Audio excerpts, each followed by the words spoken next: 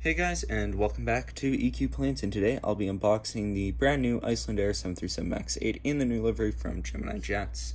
Now, I got this model to use in conjunction with my Icelandair 757 I have from NG Models currently.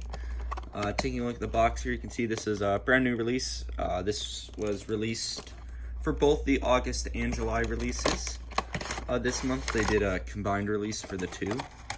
But yeah, let's take a closer look at this, and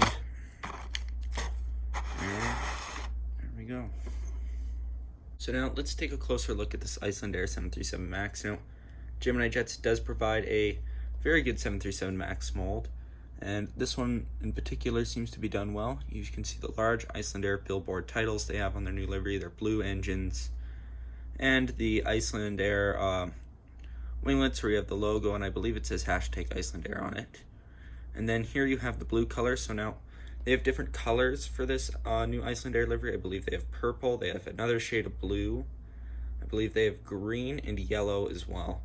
But this was the first aircraft they had painted into the new livery. Registration Charlie Foxtrot Indio Charlie Echo, or TF Ice.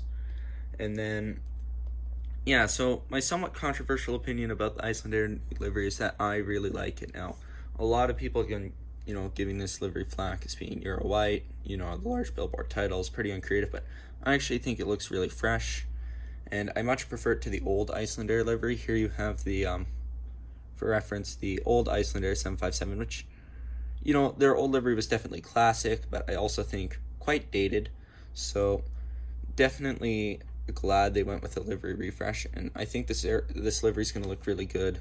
All the aircraft in their fleet. Currently, only the MAX 8s and the Q400s have it. No 757s, 767s, or MAX 9s, but they should get it as the aircraft roll through their given maintenance cycles. But yeah, now when it comes to the Gemini Jet 737 MAX mold, they've done a good job on this one. I know there's been a problem lately with rocket ship engines where one of the engines is angled too high up, but other than that, Gemini Jets has been pretty consistent with the 737 MAX mold. Now, however, they did make one mistake on this model, and of course the camera makes it a little darker than it is, but this is still, the colors on this aircraft I believe are too dark, in my opinion. They're not